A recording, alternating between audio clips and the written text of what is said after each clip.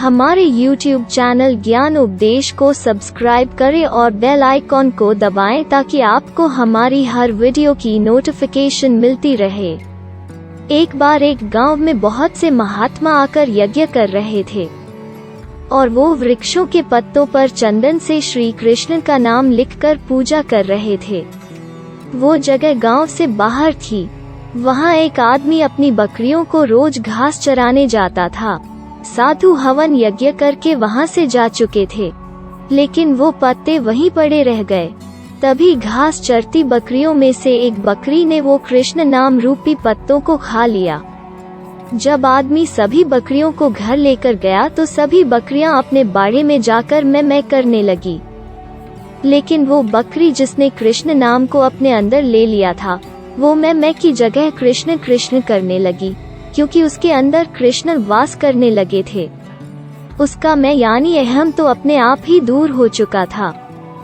जब सब बकरियां उसको कृष्ण कृष्ण कहते सुनती हैं, तो वो कहती हैं, यह क्या कह रही हो?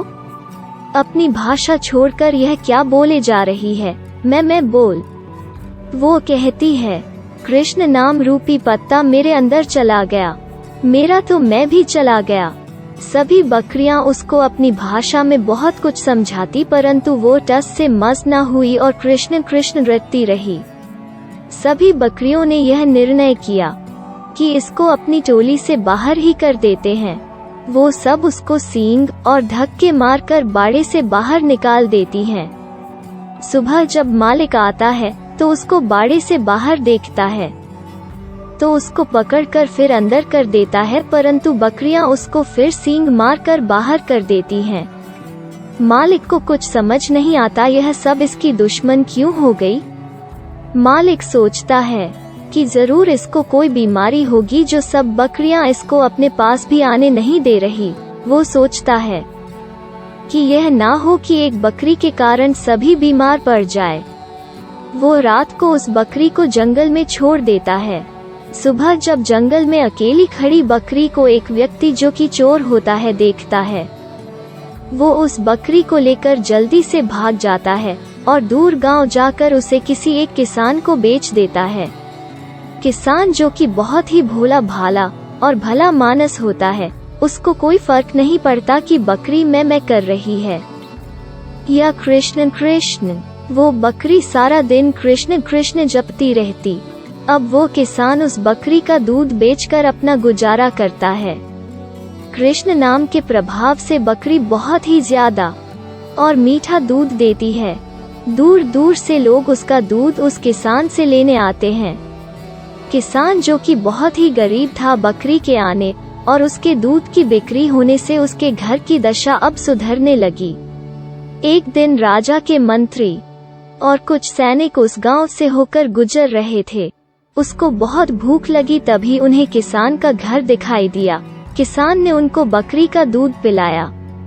इतना मीठा और अच्छा दूध पीकर मंत्री और सैनिक बहुत खुश हुए। उन्होंने किसान को कहा कि हमने इससे पहले ऐसा दूध कभी नहीं पिया। किसान ने कहा, यह तो इस बकरी का दूध है जो सारा दिन कृष्ण कृष्ण करती रहती है। मंत्री उस बकरी को देखकर और कृष्ण नाम जपते देखकर हैरान हो गया। वो किसान का धन्यवाद करके वापस नगर में राजमहल चले गए। तभी उन दिनों राजमाता जो कि काफी बीमार थी, बहुत उपचार के बाद भी वो ठीक न हुई। राजगुरु ने कहा, माताजी का स्वस्थ होना मुश्किल है, अब तो भगवान इनको बचा सकते हैं। राजगुरु ने कहा कि अब आप माताजी के पास बैठकर ज्यादा से ज्यादा ठाकुर जी का नाम लो। राजा जो कि काफी व्यस्त रहता था, वो सारा दिन राजपाट संभाले या माताजी के पास बैठे। नगर में किसी के पास भी इतना समय नहीं कि राजमाता के पास बैठकर भगवान का नाम ले सके। तभी मंत्री को वो बकरी याद आई जो कि हमेशा कृष्ण कृष्ण का जाप करती थी। मंत्री ने राजा को इसके बारे में बताया। पहले तो राजा को विश्वास न हुआ, परंतु मंत्री जब राजा को अपने साथ उस किसान के घर ले गया तो राजा ने बकरी को कृष्ण नाम का जाप करते हुए सुना तो वो हैरान हो गया। राजा किसान से बोला कि आप यह बकरी मुझे दे दो। किसान बड़ी विनम्रता से हाथ जोड़कर राजा से बोला कि इसके कारण ही तो मेरे घर के हालात ठीक हुए। अगर मैं यह आपको दे दूंगा तो मैं फिर से भूखा मरूंगा। राजा ने कहा कि आप फिक्र ना करो, मैं आपको इतना धन दे दूंगा कि आपकी गरीबी दूर हो जाएगी। अब किसान ने खुशी खुशी बकरी को राजा को दे दिया। अब तो बकरी राजमहल में राजमाता के पास बैठकर निरंतर कृष्ण कृष्ण का जाप करती। कृष्ण नाम के कानों में पड़ने से और बकरी का मीठा और स्वच्छ दूध पीने से राजमाता की सेहत में सुधार होने लगा और धीरे धीरे वो बिल्कुल ठीक हो गई। अब तो बकरी राजमहल में राजा के पास ही रहने लगी। तभी उसकी संगत से पूरा राजमहल कृष्ण कृष्ण का जाप करने लगा। अब पूरे राजमहल और पूरे नगर में कृष्ण रूपी माहौल हो गया। एक बकरी जो कि एक पशु है, कृष्ण नाम के प्रभाव से सीधे राजमहल में पहुंच गई और उसकी मैं यानी अहम खत्म हो गई। तो क्या हम इंसान निरंतर कृष्ण का जाप करने से हम भव से पार नहीं हो जाएंगे? हमें अपने आराध्य देव की शरण में जाना चाहिए। अगर ये वीडियो आपको अच्छी लगी तो इस वीडियो को शेयर करें और हमारे YouTube चैनल ज्ञान उपदेश को सब्सक्राइब करें।